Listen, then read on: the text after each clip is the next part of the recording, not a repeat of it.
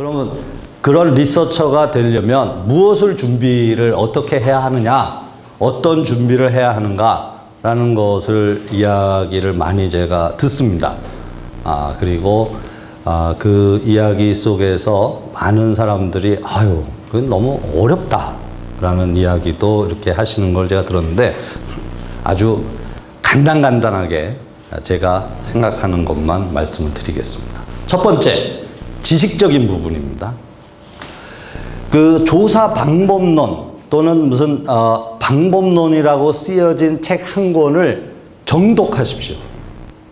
여러 책을 제발 보지 마시고 뭐 이 책 보고 저 책 보고 뭐 이렇게 노트하지 마시고 조사 방법론이라고 생긴, 제가 어떤 특정 교수를 얘기하면은 좀 뭐 외람될 수 있는데 오랜 동안 많은 사람들이 본 게 이제 최서일 교수의 조사 방법론이라는 그런 책이 있어요. 근데 뭐 거의 70년, 80년, 30년, 40년 전 이야기인데 그래도 원론을 그대로 간직하고 있기 때문에 그와 같은 책 한 권을 딱 잡아서 정독을 하셔야 돼요.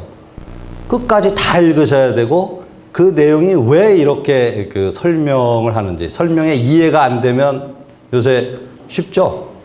그냥 인터넷에서 블로그 들어가 보면 거기에 관한 옳고 그름을 떠나서 그 궁금할 때까지 질문하셔서 그 독파를 하셔야 됩니다. 아시겠습니까? 네.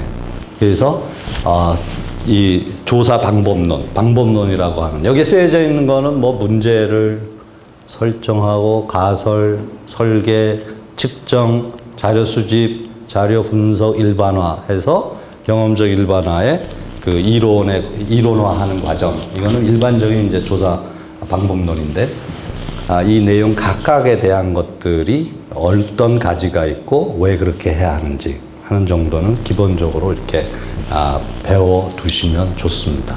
이건 뭐 리서처가 아닌 경우에도 저는 마찬가지라고 생각하니까 이 책은 꼭 하나 읽어 두시고요.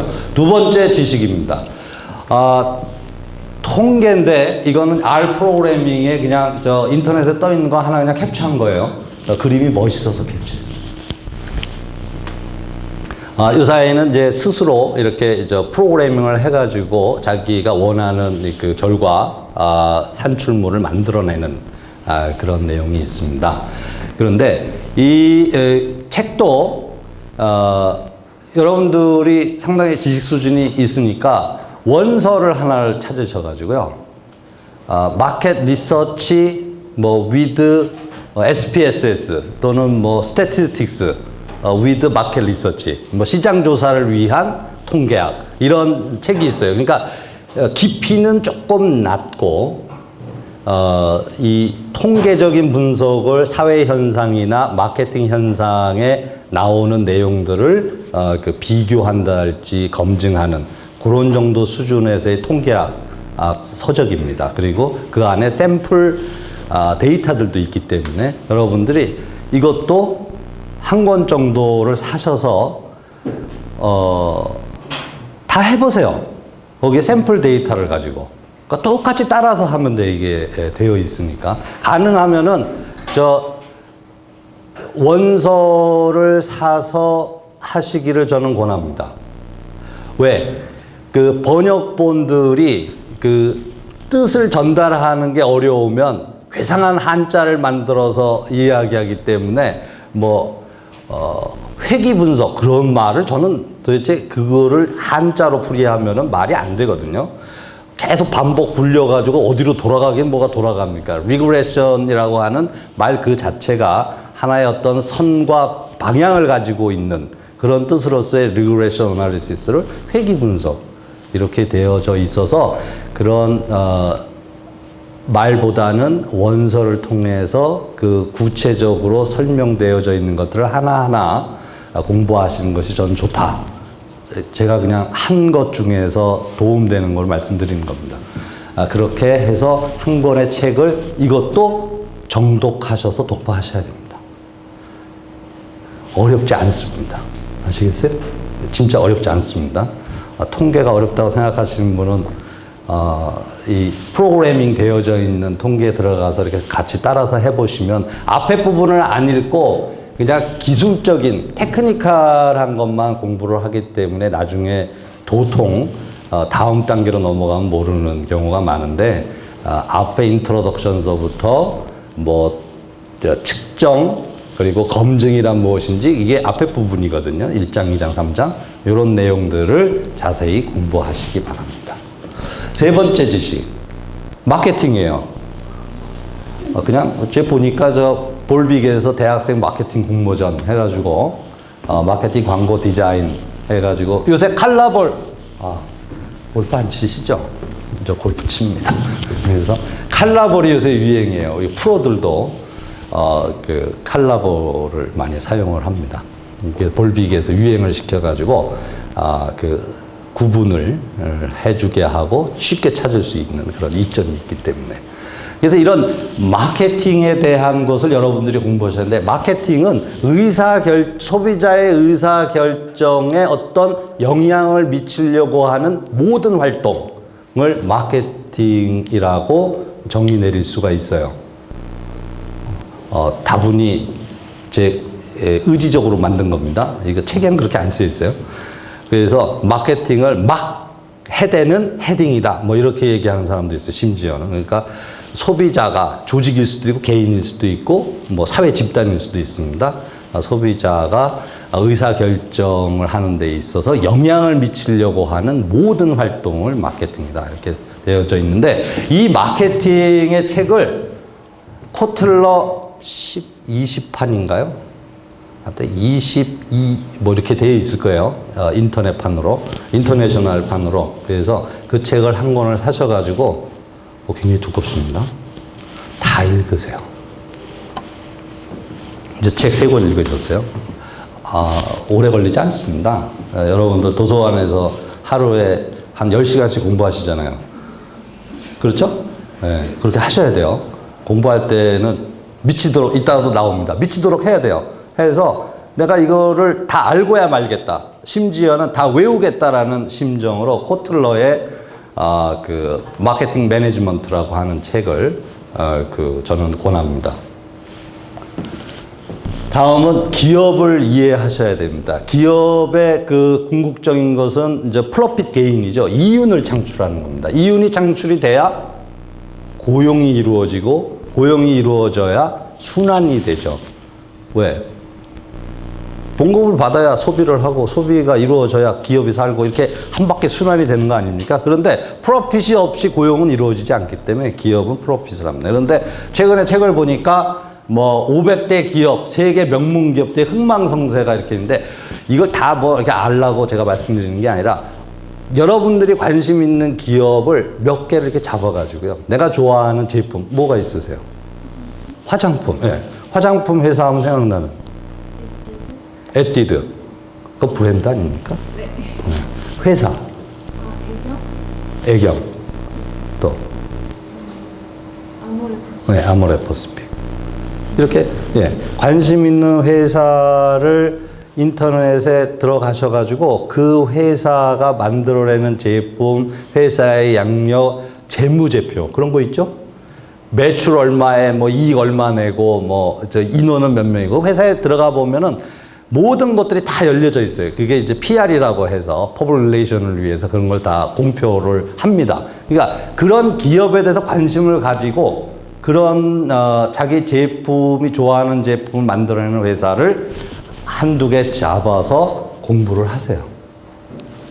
그리고 그 회사가 만들어내는 대표 브랜드들 뭐 여기 나와져 있는 국민은행 그렇고요. 이쪽에 흑마늘, 마시는 홍초. 요새 그 뭐 광고를 보면은 마지막에 저 직장인들에게 원하는 게 그거죠. 초능력. 예, 홍초를 먹어라라는 광고에서 제 기억에 남는 게 초능력까지 원하기 때문에 홍초를 마셔야 됩니다. 그래서 대표 브랜드들의 흥망성쇠가 기업과 같이 이렇게 움직이는 경우가 있으니까 그 기업과 제품 브랜드 여러분들이 관심 없는 거 말고 내가 주로 사용하고 있는 것, 그것을 좀 더 이게 장기적으로 쭉 흐름을 여러분들이 스스로 이렇게 히스토리를 이해하시기 바랍니다. 그 다음에 그 최신 제품들. 나는 워낙 보수적이라 한번 뭐 옷을 사면은 20년 입고, 볼펜은 이게 언제 샀는지 모르겠고, 뭐 모나미인데 그 팔각형 모나미 10만 저는 갈아서 써요. 그럴 수도 있어요. 그런데 새로 나온 제품에 대해서 체험관을 가시던 아니면은 사용 후기를 보시던 계속해서 그 새로 나오는 제품에 대해서 왜 이런 제품이 이렇게 광고를 하고 또 소비자에게 무엇을 이야기하는지 하는 것을 관심 있게 보시면 됩니다. 그래서 이렇게 체험을 하시고, 뭐 새로 나온 술도, 술 좋아하시는 분들은 뭐 나는 우아하게 와인만 먹어요, 뭐 그러지 마시고 다양한 술들을 이렇게 접해 보시면서, 요새 뭐 막걸리가 일본에서 그 사케를 더 많이 판매가 됐다. 그런데 그 이유가 뭘까요? 상당히 궁금해요, 저는. 그래서 일본에 가서 조사를 해야 합니다. 왜 그럴까? 무슨 이유 때문에? 순전히 맛만 좋아서 그런가? 아니면 자기네들이 먹는 식문화와 도리어 막걸리가 더 잘 어울리는 것인지. 도수는 낮은데 그들의 그 고도수의 술을 먹지 않는 일본의 일반 직장인들의 그 음주 문화에 도리어 막걸리가 더 잘 이렇게 어울리는 건 아닌가. 이런 여러 가지 이유가 있지 않겠습니까? 그게 가설이에요, 사실은. 이것을 실제 현장에 가서 일본 소비자들을 통해서 그것을 확인해 볼 수 있는. 그런데 본인이 먹어보지를 않으면 소비자가 하는 얘기가 무슨 얘기인지 몰라요. 그렇죠? 내가 먹어보지 않았어요. 근데 이 막걸리는 조금 이렇게 달짝하면서도 이게 뒷맛이 묵직하게 넘어갑니다. 이게 무슨 소리예요? 먹어본 사람은 압니다. 그렇죠? 그냥 아무 느낌 없이 먹는 김이 시원합니다 라는 막걸리가 있고, 탄산이 좀 많고 걸쭉해서 이제 나중에 여러분이 성분까지도 더 깊게 이해를 하셔야 되겠습니다만, 그것이 순수하게 곡주 플러스 밀가루가 좀 들어가면 좀 걸쭉해지는, 뭐 그렇게 만들어지는 과정 속에서 그 소비자가 하는 이야기를 내가 교감할 수 있는 개인의 체험이 필요합니다. 제품에 대해서, 새로 나오는 제품에 대해서 관심을 가지시고 그것을 스스로 체험할 수 있는 그런 노력을 여러분들이 하셔야 됩니다. 7번째 지식은 책으로 공부하시는 분들도 있어요. 컨슈머 비헤이비어라고 해서 소비자 행동론이라는 책이 있어요. 근데 옆에 하나 가지고 있으면 든든하고요. 컨슈머 비헤이비어. 제가 얘기하는 거 가능하면 원서 한 권씩을 꼭 사서 보시길 바라요. 2010년 이후 걸로. 아시겠어요? 그리고 판을 거듭할수록 계속 나오는 책들이 좋습니다. 그게 다 개정되어지면서 좀 더 요 사이에 트렌드에 맞는, 또 이 채널의 여러 채널들이 있는, 뭐 IPTV도 있고, 뭐 PMP 스마트폰 이런 이 사례들이 많이 개정이 되어지기 때문에 그런 내용들을 담은 최근 서적을 하나 구입하셔서 보시면 좋은데, 소비자를 이해하는데 여기 계신 것처럼 뭐 소비자를 어떻게 이해하는 거냐, 그냥 뭐 밑도 끝도 없이 호구조사하듯이 소비자를 이해해야 되느냐, 그런 것이 아니라 이렇게 구매 현장에 가셔가지고, 여러분들도 사실은 늘상 구매 현장에 있으세요. 뭐 버스를 탈지 지하철을 탈지 그것도 선택의 현장이고, 이동 중에. 아니면은 제품을 간단하게 살 때, 제가 커피를 방금 전에 투서플레이스인가요? 여기 옆에 있는? 네, 거기에서 커피를 선택할 때 에스프레소를 먹을까 아니면은 커피 라떼를 먹을까 이렇게 고심했어요. 라떼는 배가 부른데 조금 듬직할 것 같고, 에스프레소는 양이 작아서 좋은데 너무 쓴맛이 조금 거북스럽고, 결국은 커피 라떼를 선택을 했습니다. 가격은 뭐 비슷비슷하지만. 그래서 구매 현장에서 소비자가 무엇을 선택하는 그 이유, 그 프로세스, 그것을 이해하실 수 있어야 돼요. 네? 왜 이것을 선택을 하는지, 여러 가지 중에서. 또 한 가지 이유를 더 아셔야 된다면, 하나는 why not? 왜 두 개 중에서 에스프레소는 선택하지 않았는지. 그걸 알아야, 거꾸로 얘기하면, 제가 LG전자 담당자예요. 옆에 똑같은 냉장고가 이렇게 진열되어 있습니다. 그렇죠? 가전 코너에 가보면 백화점에 또는 뭐 하이마트에 가면은 거의 전 코너가 전체가 다 여러 회사의 그 냉장고가 놓여져 있는데 다 살만한 것들이에요. 그렇죠? 그런데 그 중에 하나를 선택을 합니다, 결국은. 그것이 삼성전자 거면 LG전자 그 제품 담당자는, 그 제품 만든 담당자는 궁금한 게 뭡니까? 왜 내 거 안 샀냐?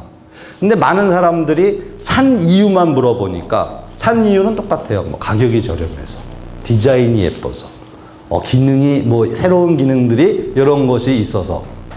그거는 LG 거를 사는 사람이나 삼성 걸 사는 사람이나 거의 같은 이유들을 이야기합니다. 그 이유가. 그리고 또 이유 중에 하나는 이런 것들이 있어요. 그거는 이제 기능적인 이유이고, 하나는 감성적인 이유로, 나는 조금 그 화려한 색깔의 제품을 원하기 때문에 그 중에서 컬러가, 디자인이 좀 더 화려한 것을 내가 선택을 했습니다. 이게 감성적인 이유입니다. 그렇죠? 나의 분위기에 맞는 걸 선택했다는 것이고요. 그것 말고 또 이유가 있어요. 하나는 기능적인 이유, 이거는 제품적인 거고, 하나는 사회적인, 이제 마지막 게 사회적인 이유인데, 사회적인 이유는 부러워서, 부러움. 뭐냐면, 난 이 정도 사는 사람이야. 그래서 무조건 큰 거, 비싼 거. 그래서 신혼집에 가보면은 안 들어가요. 그래서 문을 띄는 집도 봤습니다. 평수는 조그만 평수를 얻어놓고 무조건 그 제일 큰 그 사이드 바이 냉장고가 안 들어가요.